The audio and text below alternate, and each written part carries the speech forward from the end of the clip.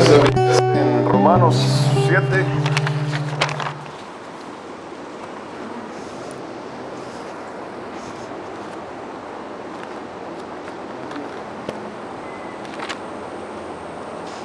Romanos 7, versículos del 13 al 17.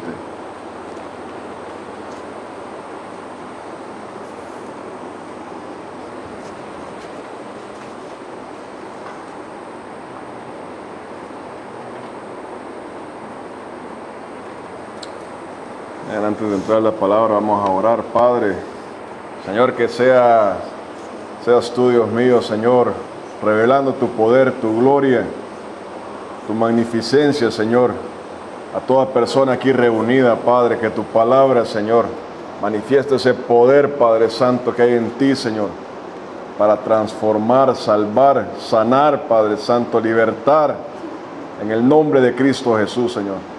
Toda persona que haya venido, Señor, Padre, claudicando entre dos pensamientos, Padre Santo, Señor, seas tú ayudándole, Padre, en el nombre de Jesús de Nazaret, Señor. Endereza, Señor, toda rodilla endeble, Padre, en el nombre de Cristo Jesús, Señor. Padre, levanta todo caído, Padre Santo, Señor. Fortalece, Padre Santo, toda alma que haya venido aquí, en el nombre de Cristo Jesús, Señor. La unción de tu Espíritu sea derramada con poder sobre nosotros, Padre. Por amor a tu Hijo, Padre Santo, Señor, hazlo, Señor. Amén y amén. Amén. Romanos 7, versículos del 13 al 17 dice la palabra: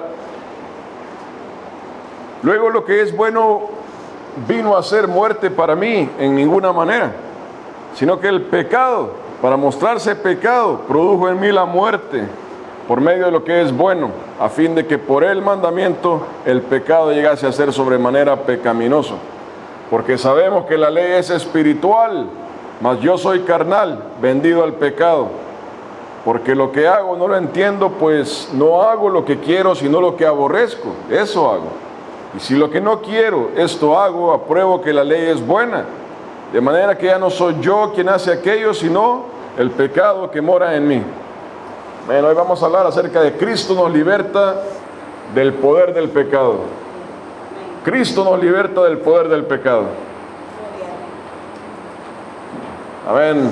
Desde que el hombre salió del huerto del Edén, vive una batalla, algo nuevo llegó a la vida del hombre. Y es el poder del pecado tocando a la persona que habita en esta tierra. Toda persona que camina en esta tierra está dominada bajo el poder del pecado. El pecado no es una idea, sino que es un poder que domina a la persona. El pecado es algo que arrastra a la persona a hacer aquello que no quiere. Es algo que domina a hombres, a mujeres, a niños. Y el pecado ejerce este poder destructivo sobre la vida de toda persona. El pecado es eso que causa dolor en la vida de toda persona. El pecado destruye la vida de todo ser humano. Y toda persona es influenciada por este poder. Veamos qué dice la palabra ahí en Mateo 6, versículos del 22 al 23.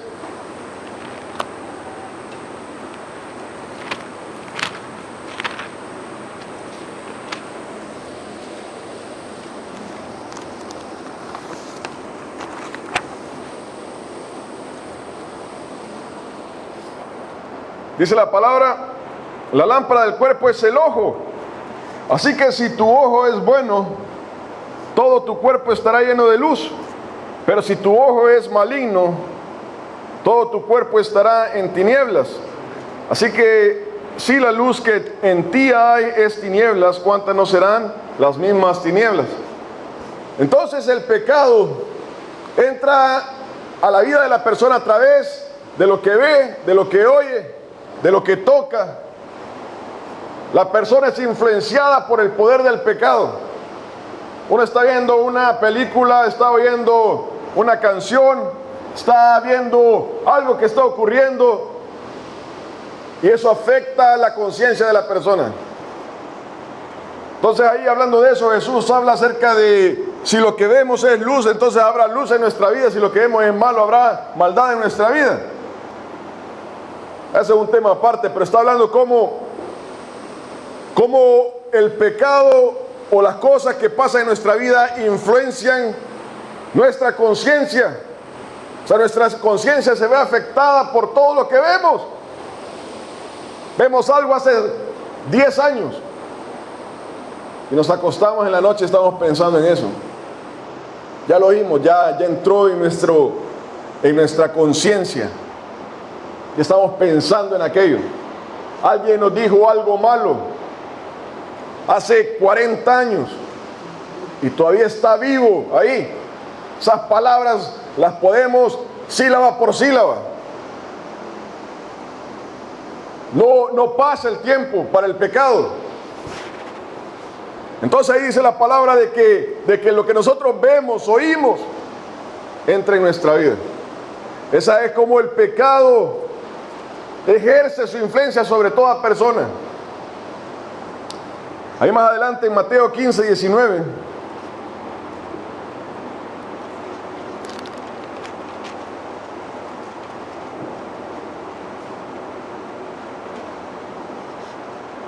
Dice la palabra, porque del corazón salen los malos pensamientos, los homicidios, los adulterios, las fornicaciones, los hurtos, los falsos testimonios, las blasfemias, salen de nuestro corazón. O sea, nosotros empezamos a ver, a oír, a sentir, a tocar, y eso entra a nosotros por los ojos, pasa por el cerebro, llega a nuestro corazón. Ya en nuestro corazón es procesado. Son como los elementos de los pasteles, ¿verdad? Tenemos huevos, tenemos harina, tenemos todo eso va entrando al cerebro. Pero ya en nuestro corazón se da la forma al cake, a la torta. Así ocurre con el pecado en nuestra vida. Lo procesamos y ahí entra en nuestro corazón y le damos forma. Y aquí dice de que cuando entra el corazón, dice, de ahí empiezan a salir los malos pensamientos, homicidios, adulterios. Y si podemos ver en nuestra cabeza, en nosotros hay muerte, hay pecado, hay todo, porque eso entra al corazón y es procesado. Esa es la manera como el pecado ejerce su poder sobre todo hombre, sobre toda mujer. Ese es un poder, el poder del pecado. Veamos cómo se manifiesta esto en Marcos 14.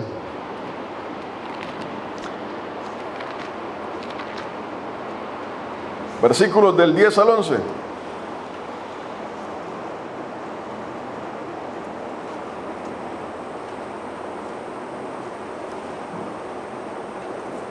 Marcos 14 del 10 al 11 dice la palabra.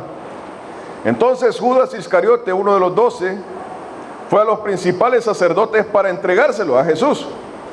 Ellos al oírlo se alegraron y prometieron darle dinero, y Judas buscaba oportunidad para entregarle. Anteriormente una mujer había derramado el perfume sobre Cristo, y viene Judas y dice, no hombre, ¿por qué? ¿Por qué se hizo esto? Si hubiera vendido mejor ese perfume, se hubiera dado a los pobres. La palabra nos dice ahí que eso era mentira, de que Judas no andaba pensando en los pobres, lo que andaba pensando era ver cómo se robaba ese dinero. Y en Lucas 22, este mismo pasaje, dice ahí la palabra de que Satanás entró en Lucas, en Judas. Satanás entró en Judas. Vea lo que pasó. Judas se enojó. Judas se enojó por lo que había ocurrido. Porque se había derramado un perfume ahí, entonces él se enojó. Que hubiera sido mejor venderlo y agarrar el dinero. Se enojó. Y eso lo llevó a procesar algo en su corazón y dijo, no, yo voy a entregar a Jesús. Yo lo voy a entregar. Ya estuvo, fue, se cambió y fue a hablar con los sacerdotes. Entró hasta el templo para hablar con ellos y decirle, miren, lo voy a entregar, ahí me dan un dinero. Y andaba buscando la oportunidad, estaba activo activo viendo cómo hacía aquello. Ese es el pecado en la vida de todo hombre, de toda mujer. Entra por algo, alguien dijo algo, tal vez no era ni con nosotros, e inmediatamente nos encendemos y andamos buscando ya enojados, y andamos buscando peleas. Tal vez ni siquiera estaba relacionado con nosotros. Pero ese es como actúa el pecado en la vida de uno. Es el poder del pecado sobre la vida de una persona. El pecado es algo que domina a la persona. Si nosotros hubiéramos podido vencer el pecado, Cristo no hubiera tenido que bajar de los cielos para salvarnos. Pero el poder del pecado es algo que domina a la persona. Entonces, el poder del pecado. Obviamente estamos hablando acerca de que Cristo nos liberta del poder del pecado. Ahí volviendo a Romanos 7. Primero habla acerca del poder del pecado. Entonces dice ahí en el versículo 14: porque sabemos que la ley es espiritual, o sea, el mandamiento de Dios es espiritual, y esa es la batalla, es una batalla espiritual. Dice más, yo soy carnal vendido al pecado. Está hablando de la naturaleza y dónde está el hombre parado con respecto a eso. Somos carnales, ¿verdad? Vivimos en este cuerpo de carne y estamos vendidos al pecado. Versículo 15. Y empieza a hablar acerca de esto. Dice, porque lo que hago, hablando de usted y de mí y de todo hombre, porque lo que hago no lo entiendo. No lo entiendo, o sea, no entendemos por qué pecamos. ¿Por qué hacemos las cosas que hacemos? ¿Por qué pensamos las cosas que pensamos? Nosotros sabemos que está mal, pero queremos no hacerlo, pero lo hacemos. Dice, porque lo que hago no lo entiendo. ¿Por qué? Pues no hago lo que quiero, sino lo que aborrezco. Eso es lo que hago. Imagínense la lógica de eso. Lo aborrecemos, pero lo hacemos. Es increíble. Si usted le dice a otra persona, ¿por qué lo haces?, uno no lo entiende, pero la persona sí lo entiende. O sea, yo sé que lo aborrezco, pero eso hago. Y eso es lo que le ocurre a toda persona. Solo que cuando estamos en los zapatos de afuera, lo vemos claramente en la vida de los demás. Cuando lo vemos en nuestros zapatos, ahí así no lo podemos ver. Entonces el versículo 16 dice, y si lo que no quiero, esto hago, apruebo que la ley es buena. O sea, sabemos lo que es bueno, entendemos lo que Dios nos ha dicho, entendemos el mandamiento y sabemos que es bueno, pero no lo podemos seguir. Versículo 17. De manera que ya no soy yo quien hace aquello, sino el pecado que mora en mí. Entonces, la palabra empieza a decir, ya no soy yo. O sea, yo no quiero hacerlo, pero hay algo que me domina. Hay algo que me domina, ese es el poder del pecado actuando en la vida de cada persona. Ahí habla acerca del estado espiritual de todo hombre y de toda mujer. ¿Por qué decimos las cosas que decimos? ¿Por qué pensamos esas cosas? ¿Por qué hacemos esas cosas? Dice, ya no soy yo quien hace aquello, sino el pecado que mora en mí. O sea, el poder del pecado influenciando a la persona. Entonces ahora vamos a hablar del cristiano y el poder del pecado, la lucha del cristiano. La lucha del cristiano. En 2 de Timoteo 4:7, no pierda Romanos, 2 de Timoteo 4:7.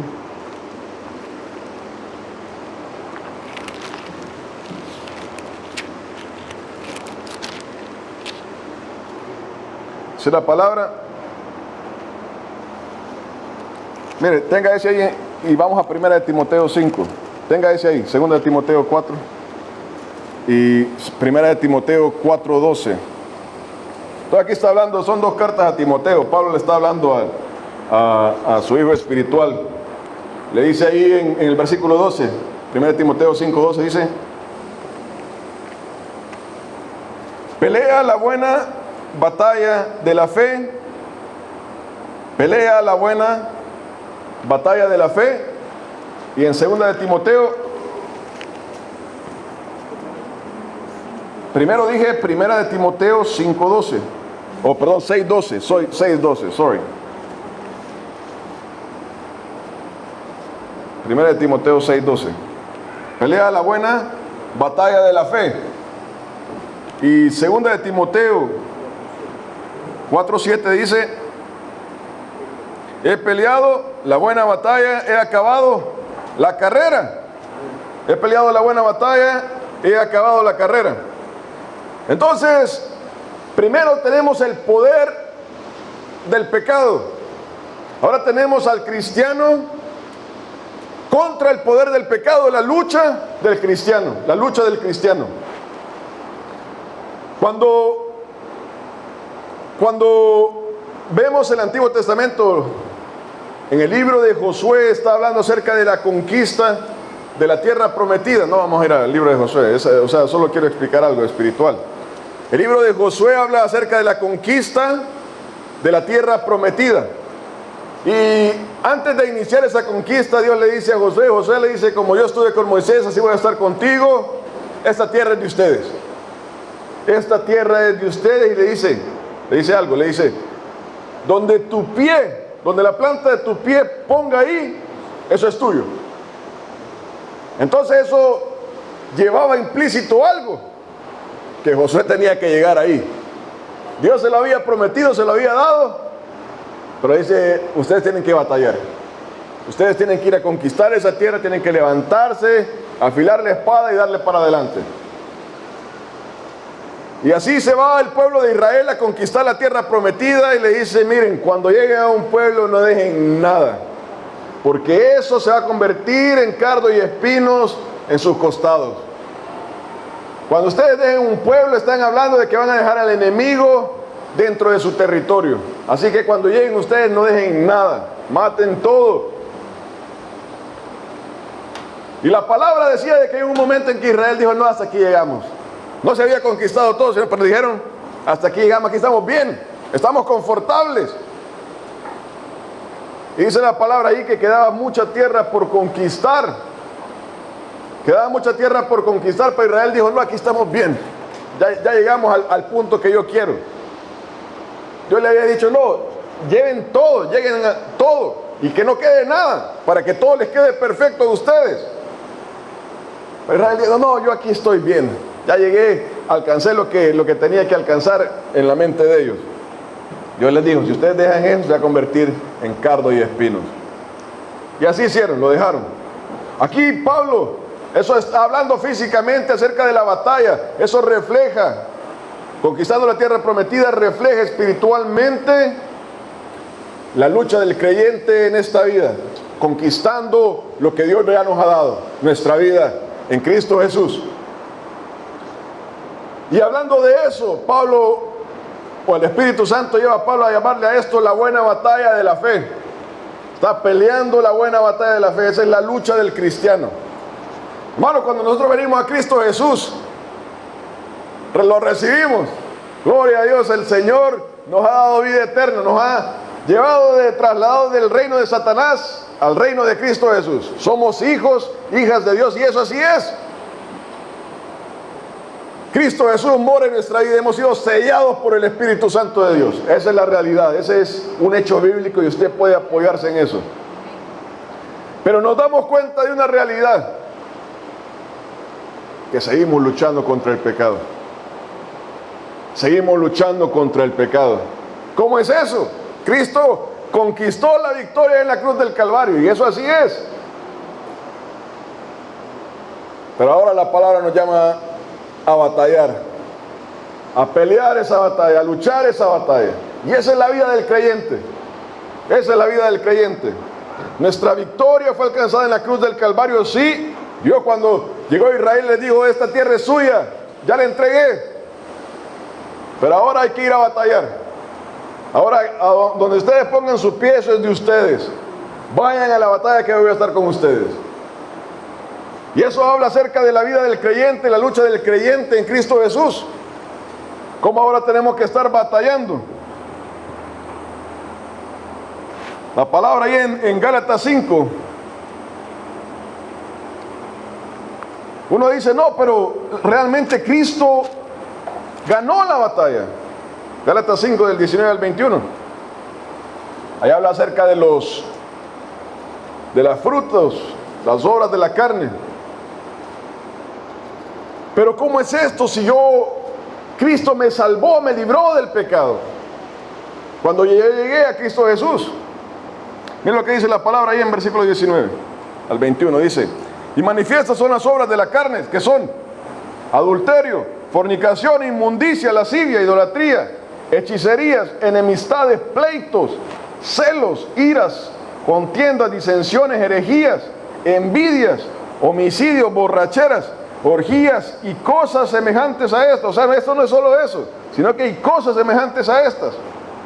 Mire, dice, acerca de las cuales os amonesto. Le está hablando a la iglesia. Como ya os lo he dicho antes, que los que practican tales cosas no heredarán el reino de Dios. O sea, la palabra de Dios nos está advirtiendo, esto va a ocurrir en la vida de ustedes. O la carne tiende a esto. Le está advirtiendo a la iglesia. Os amonesto. Ese es el llamado, os amonesto. Les prevengo. Hay que batallar contra esto. Hay que pelear contra esto. O sea, nuestra lucha no terminó en la cruz del Calvario, hablando acerca de nuestra batalla personal. Nosotros somos salvos, hijos de Dios. Pero ahora tenemos que pelear una batalla. No es que Cristo no haya ganado la batalla. No es eso. Vamos a ver la clarificación a esto en 2 de Timoteo 2:19.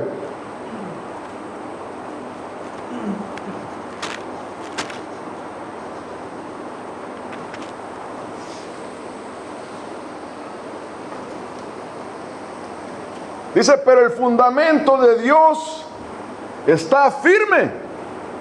El fundamento de Dios está firme teniendo este sello. Conoce el Señor a los que son suyos. O sea, somos hijos de Dios. Y, 2, apártese de iniquidad todo aquel que invoque el nombre de Cristo. Entonces está diciendo, sí, somos salvos, pero ahora tenemos que apartarnos del mal. Tenemos que hacer una lucha viva, real, eficaz, verdadera contra el pecado en nuestra vida. Hermano, esa es la vida del cristiano. Presentar esa batalla contra el pecado. Cristo Jesús conquistó nuestra victoria en la cruz del Calvario. Todos los que invocan el nombre del Señor son salvos. Pero se requiere, ahí es el fundamento de esto, es conoce al Señor los que son suyos, es la parte de Dios. Usted no se preocupe de eso, que usted está seguro en eso. Y dice, y apártese de iniquidad todo aquel que invoca el nombre de Cristo. Esa es la realidad de nuestra vida. Esa es la realidad de la lucha de todo creyente. Todo creyente. No hay un solo hijo, una hija de Dios, que esta no sea la realidad de su vida. Uno presenta una batalla espiritual. Uno cuando viene a Cristo Jesús dice, no, yo veo a esta hermana, él no tiene una gran pelea. Veo a esta hermana, realmente ella no batalla como yo batallo, o sea, no tiene la misma lucha. Se le hacen las cosas fáciles. Yo veo que todo le sale bien. Hablando de su lucha en Cristo Jesús. Eso no es así. No es así.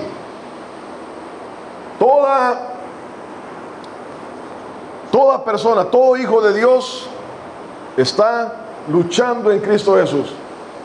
Todos. Entonces veamos lo que dice Romanos 7, del 18 al 24. Entonces hablábamos del poder del pecado, ahora estamos hablando acerca de la realidad del cristiano contra el poder del pecado. Romanos 7 del 18 al 24 dice,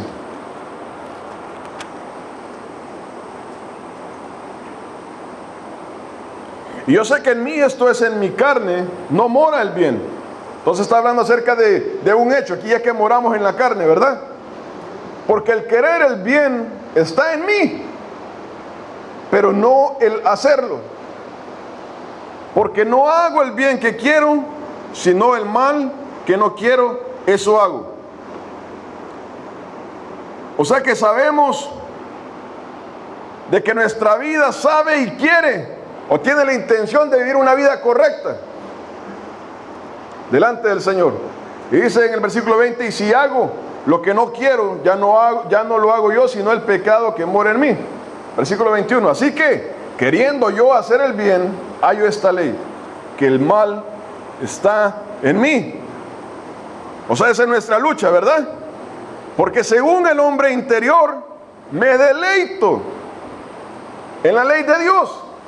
Me deleito en la ley de Dios. Cuando venimos aquí, ¿verdad? Que levantamos las manos y estamos delante del Señor quebrantados, llorando. Escuchamos la palabra de Dios y nos sentimos bien. Me deleito en la palabra de Dios. En el hombre interior yo sé que así es. Yo lo sé. Dice, pero veo otra ley en mis miembros. Lo que hablaba antes de Jesucristo, ¿verdad? De los ojos. Cuando empezamos a ver, pero veo otra ley en mis miembros, que se revela, pelea contra la ley de mi mente. ¿Y qué pasa? Y me lleva cautivo a la ley del pecado que está en mis miembros. Miserable de mí, ¿quién me librará de este cuerpo de muerte? Entonces está hablando acerca de la batalla del cristiano. Cómo la carne en que moramos nos lleva cautivo al poder del pecado. Y eso es lo que estaba hablando Pablo. Allá en Gálatas 5 dice, os amonesto a apartarnos de todas estas cosas. Hermano, bueno, veamos eso para comenzar ya el siguiente paso. Entonces, el cristiano y el poder del pecado, la lucha del cristiano. Entonces, la lucha, obteniendo victoria sobre el poder del pecado en Cristo. Y veamos en Romanos 6, versículos del 12 al 14.